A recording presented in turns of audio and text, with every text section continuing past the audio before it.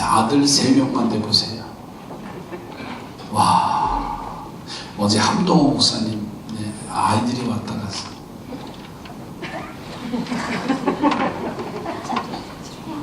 하여튼 이제 3살 된 애까지 형들 따라서 똑같이.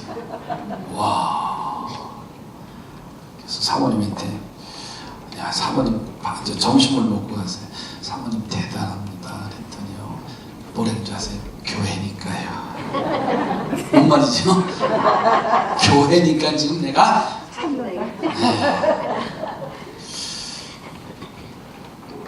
바둑을 두는데, 와, 큰 놈이나 작은 놈이나 대단하더라고요. 대단해요. 근데 12아들, 이건 위계질서가 안 잡히면 아시죠? 둘째 3위 가정은 아이들 남자만 2이었어. 우리는 딸 2에 아들 1잖아요. 어렸을 때 승합차를 타고 어딜 여행을 가면요, 그 집 아이들은 누구죠? 예, 하여튼 2놈 있어요. 아들만 맨 뒤에 타요. 그런데 운전하고 가다 보면요, 퍽 소리가. 둘이 남자 2인데 우리 애들은 이렇게 여자들이니까 소곤소곤했는데 남자 뒤에서 뭐 발길로 그냥 슬쩍 때리는 게 아니에요. 애들 남자 2만 키워보세요. 강성미 권사 집사님 끄덕끄덕 하는데 실은 뭐 옆차기하고 막, 그러니까 깨지기도 하고 부러지기도 하고.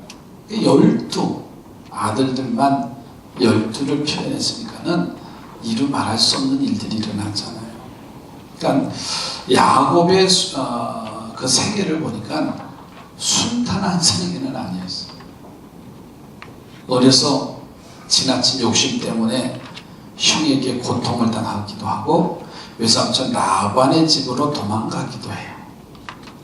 20년간 타양살이 처가살이의 고난 속에서 12명의 아들을 얻고서 재산도 어지간히 모아서 돌아와서 극적인 형과 화해하는 장면도 나와요.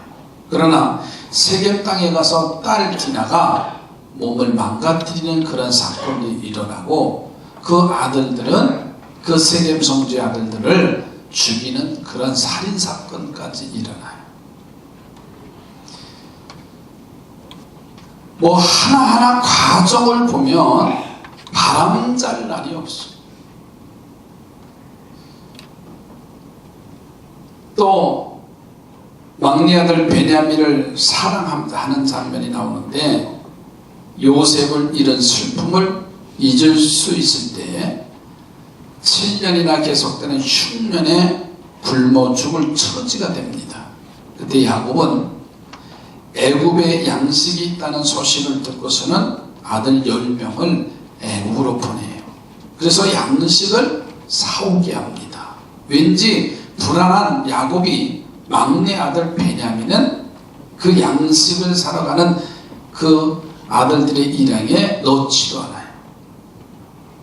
그런데 그 흉년이 바로 야곱의 집에는 축복으로 바뀌는 일들이 나타납니다. 처음에는 베냐민을 애굽에서 데려오라는 총리 대신의 명령에 불안하지요. 그러나 풍성한 곡식을 얻을 뿐만 아니라 그곳에서 꿈에도 잊지 못하는 아들 요셉을 만나는 그 광경을 하는 것입니다. 다른 집에는 괴로운 일, 때로는 가뭄, 흉년이, 야곱의 집에는 어떻게 됐어요? 축복으로 바뀌는 여정이 되어버렸어요. 저는 이 말씀을 보면서요, 야곱의 집안은 되는 집안이구나. 여러분의 가정도 되는 집안이 되길 주님은 축복합니다. 옆에 분으로 되는 집안이 되시기 바랍니다. 명절을 지내고 보면 되는 집안인지 되지 못한 집안이 안 되는 집안인지 하나하나 통해서 우리가 알 수가 있어요. 그래서 오늘 말씀의 제목을 성도의 집안이 잘 되는 길이 뭔가. 내일 추석 명절 하루 앞두고서 이 말씀은 이번 추석 예배소에 그대로 실어놨습니다. 오늘 말씀을 듣고 은혜 받으시고 내일 가서 가정 예배를 통해서 가정이 회복되는 역사들이 이루어져 나갔으기 바랍니다. 자, 본문에 보니까 야곱의 가정이 바로 잘 되는 이유가 뭘까? 첫째는 소망을 잃지 않는 믿음의 가장 아버지가 있었어요. 소망을 잃지 않는 아버지. 야곱은요, 아들 요셉을 잃고서는 깊은 시름에 빠졌어요. 그래서 요셉의 동생 베냐민을 지나칠 정도로 사랑합니다. 그를 보면서 그 형 요셉을 생각하고 그리고 슬픔을 달래는 거예요. 어느 정도 세월이 흐르니까는 야곱의 마음에 위로가 됩니다. 그리고서는 아들 요셉을 잃은 슬픔을 서서히 잊어가게 되어지는 거죠. 자, 그런데 이번에는 무서운 기근이, 가난이, 가뭄이 닥쳐온 거예요. 하늘의 문이 닫힌 듯 비가 내려오지도 않고 그것이 한 해, 두 해, 여러 해가 됩니다. 곡식 창고에 곡식이 다 떨어져 가고요, 심지어 들에 심어 놓았던 곡식조차도 말라가 버리는 거예요. 그런데 애굽에는 양식이 있어서 사올 수 있다는 소식을 아버지 야곱이 들어요. 여기는 지금 힘들고 가난하고 농사질 수 없고 먹을 거리가 없지만은 참 귀하게 야곱의 귀에는 애굽에 가면 양식을 사올 수 있다는 그 소식을 들은 모습. 보세요. 야곱이요, 가서 눈으로 확인할 것도 아니에요. 야곱이 애굽의 곡식 창고를 열어본 것도 아니에요. 그런데 그 소문만 믿고 아들들을 불러서 애굽의 곡식이 있다고 하니까 있어 사오면 우리 가족 70여 명의 가족이 살 수 있다. 여러분 42장 2절 말씀을 좀 보세요.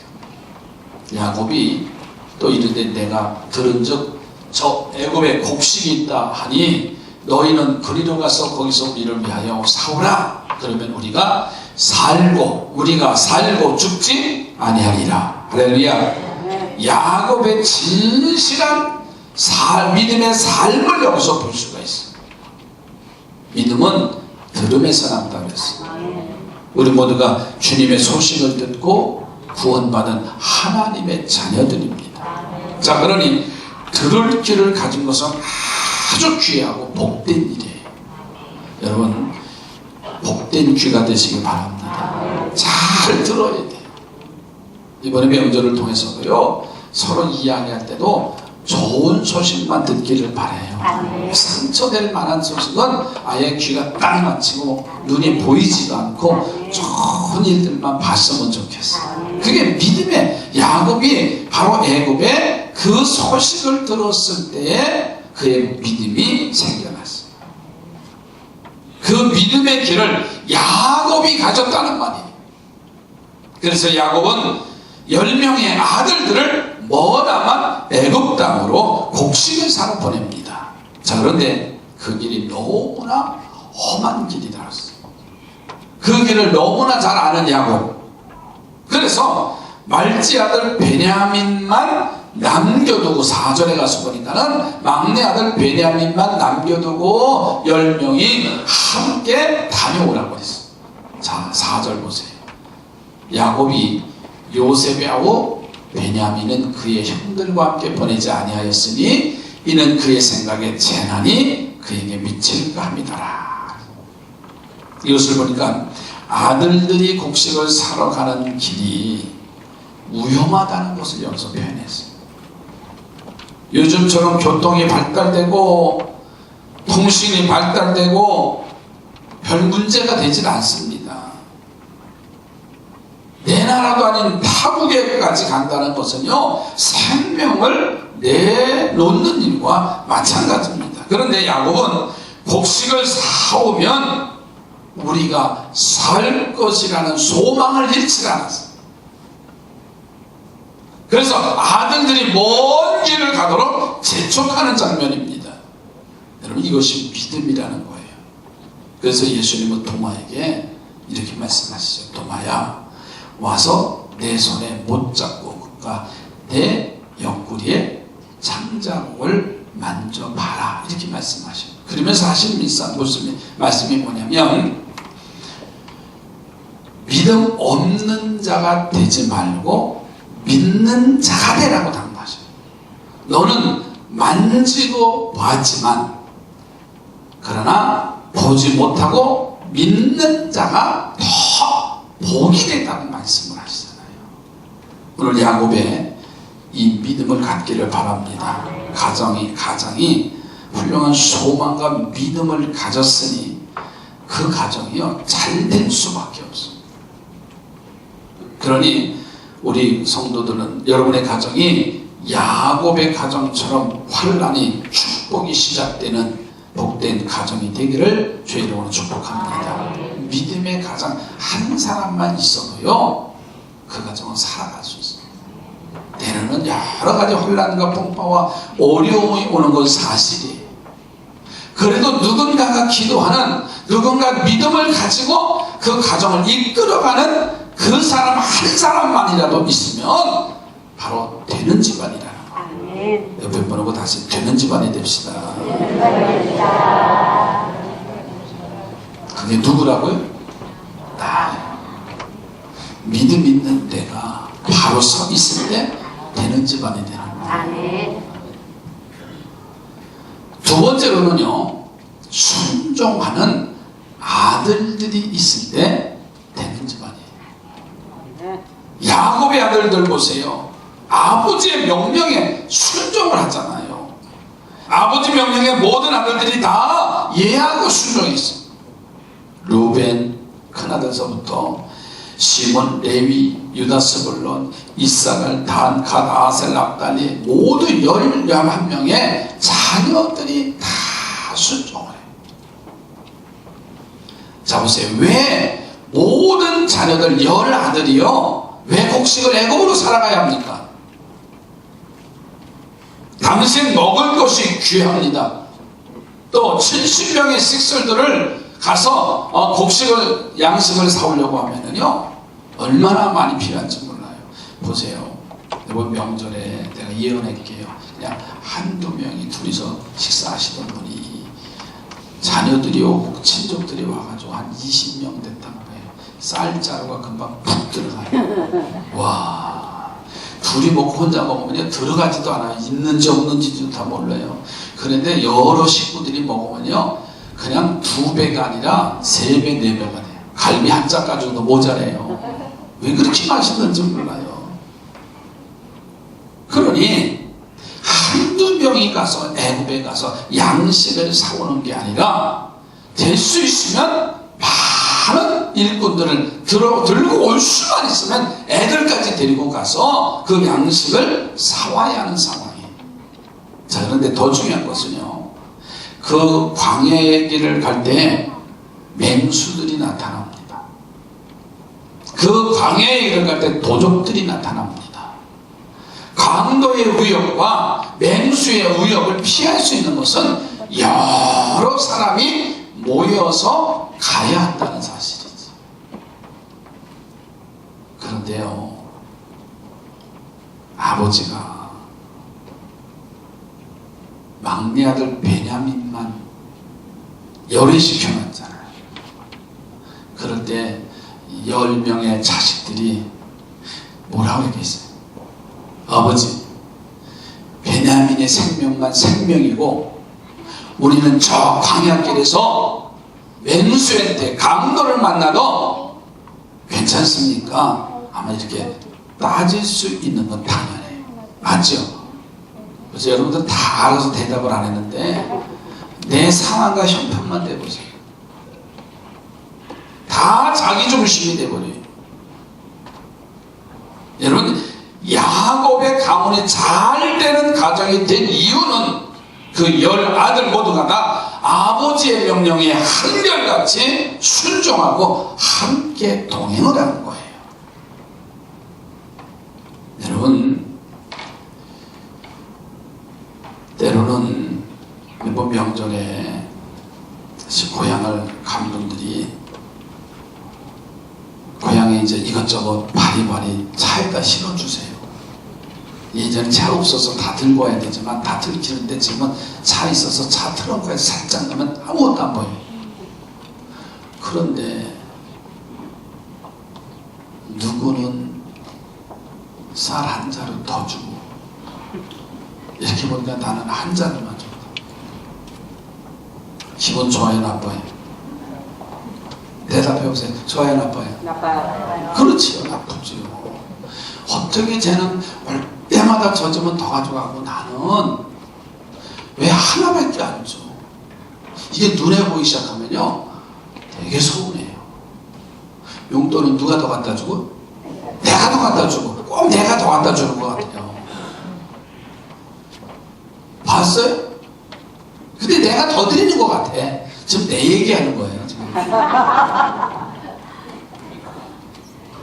그러다 보면요 되게 서운해요. 저는 근데 어느 순간 깨달았어요. 부모 마음은 많은 자식이 있지만 어려운 자식에게 마음이 더 쏠리게 돼요. 그러니까 이렇게 생각하시면 돼요. 나는 잘 사는구나. 아멘도 안 하시는 거 봐요. 하나 더 가져와야 또 뭐해요. 하나 더 가져도 와야. 그래야 가정이 화목하고 부모가 편안하고 행복한 가정으로 세워져 갈 수 있잖아요. 보세요. 20년 전만 해도 그렇지 않았어. 야곱의 그 아들이 20년 전으로 돌아가 보세요. 아버지가 요셉을 편애하는 것을 보고서 그 형들의 마음이 불편했잖아요. 그래서 결국은 요셉이 아버지의 심부름을 간 형들에게 들어갔을 때 요셉이 오는 것을 보고 이 형제들이 뭐라 그랬어요? 저를 죽이자고까지 했어요. 근데 루벤이 나타나서 그러지, 죽이지는 말고 물 없는 웅덩이에 가둬뒀다가 놨다가 지나가는 상인에게, 애굽 상인에게 팔자고 한 얘기가 루벤의 이야기예요. 꿈을 꾸는 자가 왔다, 욕심 많은 놈이 왔다 하면서요 그 형들의 마음속에는 이미 발수록 불편한 마음들이 표출된 적이 있어요. 그리고 양의 피를 묻혀가지고서는 들짐승에게 잡혀 죽였다고 아버지에게 이야기하잖아요. 아버지의 슬픔은 이루 말할 수 없었습니다. 음식을 접해하고 돌아가실 정도로 오랫동안 슬퍼했습니다. 아들들은 그 아버지를 보면서 몹시 송구스러웠어요. 자신들의 질투의 마음이 동생을 노예로 만들었고 아버지의 깊은 상처를 안겨줬어요. 이제 다시는 그런 아픔을 아버지에게 드리지 않기로 이 형제들이 결심을 한 것 같아요. 그래서 아버지 베냐민만 여행길에 제외를 시켜도요 어느 자식 하나 아버지에게 불평하지 않아요. 아멘도 하셨으면 좋겠어요. 어느 새끼 불평하지 않아요. 얼마나 감사해요. 순종을 합니다. 이것이 바로 축복받는 가정이 되는 것이고 되는 가정이고 되는 집안인 줄로 믿습니다. 네. 바로 우리가 순종하는 자녀들이 있어야 됩니다. 어려워도 힘들어도 내 생각과 달라도 그분의 뜻이라면 순종하는 우리 모두가 되기를 주의 이름으로 축복합니다. 옆에 번하고 순종하는 게 되는 집안이래요. 아, 좋다. 세 번째로는 역경을 뛰어넘는 자녀들이 있었어요. 아들이 있었어요. 역경을 뛰어넘는. 자, 요셉은 형들에게 미움을 받았잖아요. 그리고 애굽에 팔려가는 상황이에요. 당시 노예는요, 그 노예의 자식까지 노예입니다. 노예는 주인의 물건 취급을 받던 시대예요. 그러니까 주인이 갖다 버리면 버려짐을 당하고요, 주인이 여러 가지로 억압하면 아무런 자기 뜻을 밝힐 수가 없는 그런 것이 노예입니다. 그런데 요셉은 하루아침에 형들의 옳지 않는 행동으로 인해서 귀한 아들의 자리에서 노예의 자리로 전락을 해버렸어요. 절망밖에 나오지 않고 원망밖에 나올 것이 없는 요셉의 현실입니다. 그런데 요셉은 아버지에게 물려받은 믿음이 있었어요. 할렐루야. 그리고 하나님이 주신 장래의 축복을 믿는 그 믿음이 요셉에게 있었어요. 그래서 자신에게 처한 상황을, 그 역경을 다 이길 수가 있었다는 말이에요. 자기를 이제 자포자기한 삶을 살 수 있는 요셉의 자리에서 내가 형들과 부모에게까지 존경의 절을 받을 사람의 자리에 하나님이 세워주실 것인데 이렇게 살면 되나 하면서 그 어려운 고난의 터널을 요셉이 통과하는 걸 보세요. 그러니까 보디발의 집에서 열심히 일하다 보니까는 그 집의 살림을 맡은 그런 집사가 됩니다. 그런데 그 보디발의 아내가 요셉을 유혹하는 과정 속에 억울한 누명을 쓰고 감옥에 갇혀지는 그런 신세가 자리로 넘어가게 됩니다. 아마 웬만한 사람이면 여기에서 될 대로 되라 포기했었을 거예요.